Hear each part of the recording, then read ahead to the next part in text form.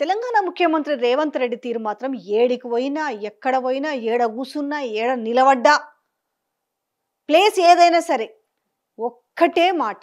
ఒక విధంగా చెప్పాలంటే సమయము, సందర్భము, అసలు దేనికోసం పోయినాము, ఎక్కడికి పోయినా మనం ఏం మాట్లాడుతున్నాం, ఇవి చాలా ఇంపార్టెంట్. కానీ తనకు అవన్నీ సంబంధం లేదు.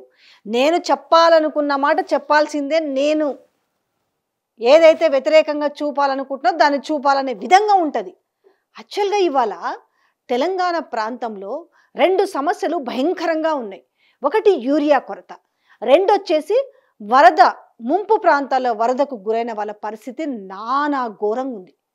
గత వారం రోజుల నుంచి వాళ్ళ అవస్థలు పడుతుంటే కనీసం ఇవాళ తీరిగ్గా మేల్కొని కనీసం పర్యటన కోసం వెళ్ళారు. కొంచెం ఆ దిగినప్పుడు అక్కడ ఉన్న వాళ్ళని కలిసి కష్ట నష్టాలు అడిగి తెలుసుకొని కొంచెం వాళ్ళకు ఒక భరోసా ఇస్తారు. జనరల్గా ఎవరైనా చేసే పని అది. కానీ ఇక్కడ మాత్రం మన ముఖ్యమంత్రి రూటే సపరేటు. అది కాదు, ఎవరిని కూడా గలవలేదు, ఎవరిని కూడా పరామర్శించలేదు, ఎవరికి మేమున్నామన్న ఒక ధీమా ఇవ్వలేదు. కానీ ఆడిపోయినాక కూడా కాళేశ్వరం గురించి మాట్లాడి మేడిగడ్డ, సుందిల్లా, అన్నారం, సో దానికి నిర్వహణ లోపం అంటాడు, సాంకేతిక సమస్య అంటాడు. సో ఈ మూడు దండగే. ఒకసారి వినురు ఆయన మాటలు. అన్నారంలో పోయాలి, అన్నారంలో ఎత్తుతే సుద్దిలలో పోయాలి, అక్కడ నుంచి ఎత్తుతే శ్రీపాదపల్లికి పోయాలి. ఒకే రకమైన సాంకేతిక నైపుణ్యంతో బట్టి అన్నిటికీ దాంట్లో ఉన్న సమస్య ఒకే రకమైన సమస్య. మీకు గుండకాయ లాంటి అక్కడ నుంచి మేడిగడ్డ దగ్గర నువ్వు ఎత్తితే ఏడబోయాల, అన్నారంలో కలిపోయాల్సి, ఆడెత్తుతే ఏడబోయాలి, సుందిలు కలిపోయాలి, ఆడెత్తుతే ఏడబోయాలి. మూడు ఒకే రకమైన సాంకేతిక నైపుణ్యంతో వాటికి నాణ్యత లేదనే కదా అనే సాంకేతిక నిపుణులు చెప్తారు. మేము లోపలికి కూడలే చూడలే. సాంకేతిక నిపుణులు ఏమంటున్నారు అంటే ఇది వైఫల్యం చెందిన సాంకేతిక నైపుణ్యము. డిజైన్ లో లోపం ఉంది, నిర్మాణంలో లోపం ఉంది, నిర్వహణలో లోపం ఉంది. మూడు రకాల లోపాలు ఉన్న దాంట్లో హరీష్ రావు లేకపోతే తారక రామారావు కోరుకున్నాడని ఎత్తేదన్న పోసిందనుకో, అది కూలిందనుకో, ఇలా చాలా గ్రామాలే తుడిచిపెట్టుకపోతాయి.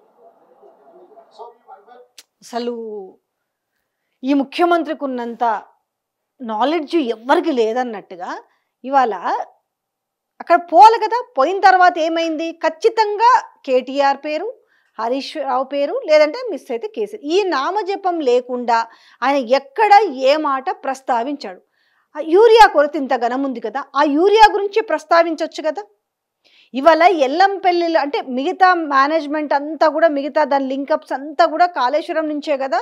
సో ఇవి దానికి గుర్తింపు రాకూడదు.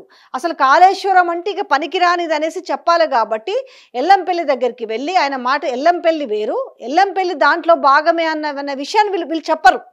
ఎందుకు చెప్తే ఏమవుతుంది అంటే కాళేశ్వరం ది బెస్ట్ అంటారు కదా. కాబట్టి మనం ఆ మాట అసలు ఒప్పుకోకూడదు. కాబట్టి ఎంతసేపు మేడిగడ్డ, సుందిల్లా అన్నారు.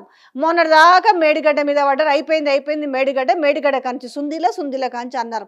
లిఫ్ట్ ఇరిగేషన్ అంటే అదే కదా, ఆ ప్రాజెక్ట్ అదే కదా. మేడిగడ్డ నుంచి సుందిల్లా, అన్నారము, దాని తర్వాత మిగతా ప్రాజెక్టులు అన్నీ కూడా ఆ నీటిని తరలించడం. కానీ ఈరోజు కొత్తగా ఈయన ఒక మేధో సంపత్తితోటి ఏదో కనిపెట్టినట్టుగా ఈడ వరద ప్రాంతాల్లో ఏ రకంగా ఆల్మోస్ట్ 7 జిల్లాలు అష్టదిగ్బంధంలు ఉంటే వాటి గురించి ప్రస్తావించకుండా, ప్రజలు పడుతున్న కష్టాల గురించి ప్రస్తావించకుండా, వాళ్ళని మేము ఏ రకమైన ఆదుకుంటామనేది చెప్పకుండా, ఉన్నవారికి భరోసా అనేది ఇవ్వకుండా, అలాగే యూరియా గురించి కూడా కష్టాలు పడుతున్నారు, మేమున్నాము, మా ప్రభుత్వం ఉంది, మీకు ఎలాంటి కష్టం రాకుండా చూసుకుంటామనేది వాళ్ళకి భరోసా ఇవ్వకుండా ఆడిపోయి కూడా దీన్ని ఏమంటారు, నీచపు రాజకీయం అంటారు. జనాలు ముక్కున వేలేసుకుంటున్నారు. ఒకవైపు ఏమో నన్ను కోస్తే పైసలు లేవంటాడు, హైదరాబాద్కి బీచ్ తెస్తా అంటాడు. ఎందుకు? గతంలో మాట్లాడిండు కదా, హైదరాబాద్లో సముద్రం ఉందన్నాడు కదా. అప్పుడు చాలా నెటిజన్లు చాలా ట్రోల్ చేసిరు కదా. ఇప్పుడు ఆ ట్రోల్ చేసినందుకు నిజం చేయాలి కాబట్టి ఇప్పుడు 225 కోట్లతోటి ఆర్టిఫిషియల్ బీచ్ తెస్తాడట. అవసరమా నిజంగా? పైసలు లేవనేసి జనాలకి అల్లాడుతున్నారని మీరే చెప్తారు ఒకవైపు, రాష్ట్రంలో ఖజానా లేదని చెప్తున్నారు ఒకవైపు. కానీ 225 కోట్లు పెట్టంటే ఆర్టిఫిషియల్ బీచ్ తెస్తారట. ఇక దేంతోనా వాళ్ళు అర్థం కాక ఇలా సోషల్ మీడియాలో అది ట్రోల్ అవుతుంటే ఏం చెప్పాలో అర్థం కాదు. ఇప్పుడు ఈడ పోయి వాళ్ళకి ఏదైనా తక్షణ కర్తవ్యం కింద రాష్ట్రం నుంచి ఆర్థిక సాయం వాళ్ళకి అందించాల్సింది పోయి ఆడబోయి కూడా సో మేడిగడ్డ పైన కాళేశ్వరం పైన కారు కూతలు మాట్లాడిన వైనమైతే చూస్తారు. అది ఏదన్నా కానీ place anywhere any centre single hand Ganesh అని ఒకటి ఉంది కదా, సేమ్ ఆ type anywhere any centre single word Revanth Reddy అంతే. ఆ కేటీఆర్, కేసీఆర్, హరీష్ రావు ఈ 3 మాటలు ఆయన నేర్చుకుని, అంటే కొన్ని ఉంటాయి అవి నేర్చుకొని అవి మాత్రమే వల్లవేస్తుంటాడు. ఇది పరిస్థితి.